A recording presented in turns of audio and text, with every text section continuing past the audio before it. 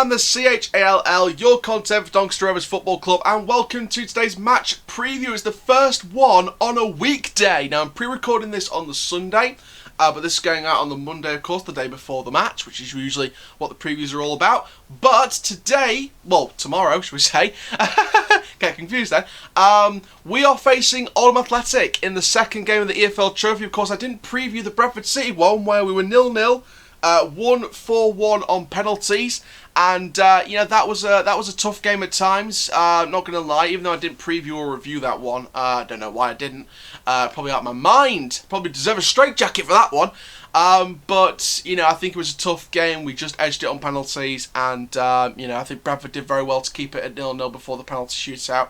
Hopefully we can get it done in 90 minutes and not rely on a penalty shootout to get it done, and then the next month we face the under-21 Wolves squad, and they're going to be in tip-top formation. Hopefully we start Cameron John against his old side. But let's look into Oldham a bit then. So Oldham Athletic, currently at Boundary Park since 1904. And fun fact, this is a Thogdad fact. And obviously if you watch the videos you'll know about these Thogdad facts. I think Thogdad was going to actually buy Oldham Athletic at one point. So he was interested in owning Oldham Athletic. So, that's a Thogdad fact if you didn't know already.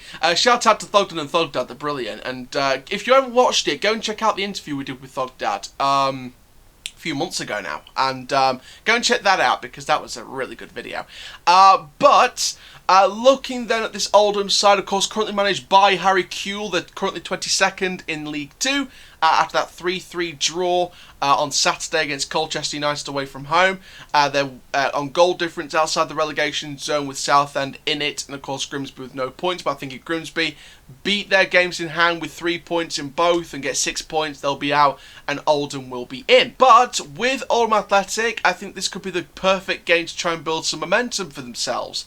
Now, of course, I think with Oldham Athletic, I'm not going to predict their lineup because I think it's probably better down to the Oldham fans to do that.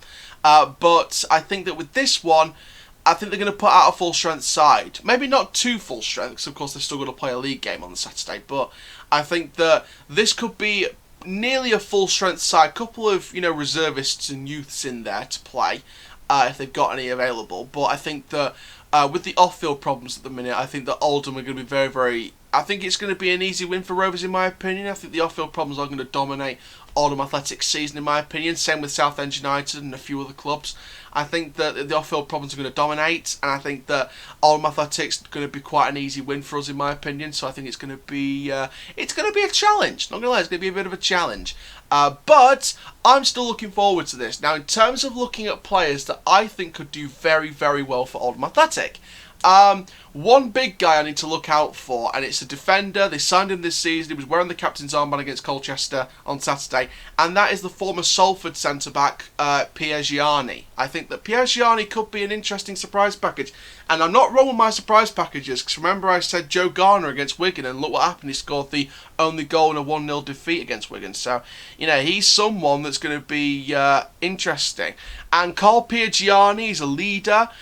He's gonna be, he's gonna be an incredible guy to see play, and I think that it's absolutely evident that he will definitely be up there, in my opinion, as one of the players to watch. Another of the signings this season that I think is someone to watch is the Fleetwood free transfer Conor McLeany. Of course, scored one of the goals he scored in the pre-season against Lincoln City. He scored in the pre-season match against Curzon Ashton. He scored in the league, of course. He scored in the 3-2 defeat to Crawley. He scored in the Colchester match. So I think that he's going to be someone to watch out for. He's a born goal scorer, so I think that we do have to watch out for him, whatever side we put out, whether it's weakened, whether it's strong. In terms of other players to look at, I think that one of the first teamers that I think could be someone to especially watch out for is Cameron Borthwick-Jackson. I think that he's a good defender, and I think that he could be someone to keep a decent eye out for. And bear in mind, by the way, I don't know if you can play low knees against parent clubs in the EFL Trophy. I don't know what the rule is with that, but of course they've got our keeper Ian Lawler, who's out of contract in next summer. So I think that he'll be out of contract next summer. I think we won't sign him in a new deal. And they've also got one of our other former keepers since 2019. They've had our former keeper Gary Woods, which is an interesting stat. So I think either Lawler or Gary Woods would be an interesting one. And another player that I think could be an interesting one to watch out for is Andrea Badan. Now, he is a brand new signing, yet to make an appearance, but of course he's a former Hellas Verona player, and of course you've got to watch out for these Europeans, because I think that they could be very, not risky players, but I think that they could be very, very skillful, and I think that as a centre-back, I think he could make an appearance in this game to give him some first minutes in an Oldham shirt. So I think that it's going to be an interesting one. So let's have a look then at my predicted lineup for Doncaster Rovers. So this one is completely changed from the league. Now this is a good chance to see some of the youngsters involved in this one, but not all of them, because some of them will still be in the under-18 squad, but there's a few training with the first team squad that I think could get minutes against Oldham. So let's start straight away. So in goal we've got Lewis Jones.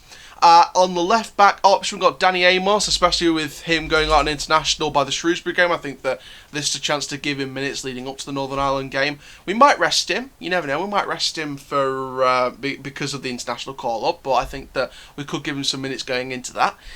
In the centre back we've got Cameron John. I think that he'll get his first start of the season. And Joe Wright, of course, I think one of the first teamers, so I think that he'll be in there. And Brad Halliday on the right, we've got no other option, so I think it will be Brad Halliday. We would have had AJ Greaves, but of course he's been loaned out to Gainsborough Trinity, so I think that it'll just be Brad Halliday at right back. In the midfield, I think it will be Ben Whiteman as club captain again, and I think it'll be Lyric Hassani in there. I think we're going to get some youth in there. On the left wing, we're looking at John Taylor. Again, no real out-and-out options on the bench apart from him, so I think that he'll be there. Ed Williams, I think, will make his first start of the season at Cam. And I think that James Coppinger will be on the right because, of course, Tulloch and Lakilo are still out injured. And for Jiri Okunabiri, will be up front to start the game for the first time this season. On the bench, we've got Bursig, backup goalkeeper. Ben Blythe, of course, one of the youngsters. Tom Anderson and Andy Butler to make up the backup defenders. Gomez, Magic Gomez, and Liam Ravenhill, the son of our legendary Ricky Ravenhill, will be on the bench for the midfield, and then we'll have our backup striker as extra sort of legs in Tyrese John Jules. So they see a changed side against Oldham, lots of changes. I think Lewis Jones in goal, we'll have to get used to him in goal for this and the Shrewsbury match if it goes ahead, because of course, you know, Bursick, international, we're going to have Jones in goal probably for the Shrewsbury match, so it's good to give him minutes in the Oldham game to give him a huge boost of confidence going into Shrewsbury on Saturday. The reason why I'm kind of concerned about Danny Amos, of course, will he give him minutes heading into the international? Will they not give him minutes? Will he be on the bench and just bring on for the last 10 minutes to give him a run out? Or will they play him for the first half and then bring on someone in the second half? Maybe move Cameron John to left back and then bring on Butler or Anderson or Ben Blythe, give him minutes. Midfield's going to be an interesting one. Ben Whiteman, of course, club captain, he has to be in there. And Lyric Hassani, I think, will start. I think it'll be either him or Ravenhill. I don't think Gomez will start. I think they'd rather keep him on the bench and bring him on maybe with the last 10-15 minutes if we need to, you know, wrap up the game and put on the quality to wrap up the game. In the attack, I think Coppinger on the right, no different. Taylor on the left, no different because there's no other options because they're all injured. And Ed Williams getting his first start of the season, I think he will get a huge boost of confidence going into this game. Of course, you saw on the bench, no Richards, no Taylor Rich. I think he will get a complete rest for this game heading into Shrewsbury. I think he'll start against Shrewsbury. And, of course, up front for Jiri Okunabiri. And, you know, like I think Moore said it in the reports recently as well, this is a good chance, especially with the international call-ups as well, this is a good chance for the likes of Fajiri, Cameron John, Lewis Jones to stake a claim on the first team and hopefully the international call-ups, Amos, John Jules and Bursitt will come back fit and healthy. But if they do get injured or if they come back and they need minutes to rest, This is a chance for Jones, Okunabiri, John, and if John moves to left back, then you've got a centre-back option available. If Anderson or Wright doesn't start against Shrewsbury, then you've got Butler available, Blythe for the youth. So, you know, I think Ravenhill will at least... I think Liam Ravenhill, in terms of the youth options, I think Ravenhill will at least be on the bench. I think Ravenhill's been trained with the first team. There's no reason why he can't feature at all. He has to at least be on the bench. And I think Hassani will probably start, and then if you need more attacking options and more creativity in the holding midfield, along with Whiteman, I think it will be Ravenhill for the second half, or Gomez for the last half an hour.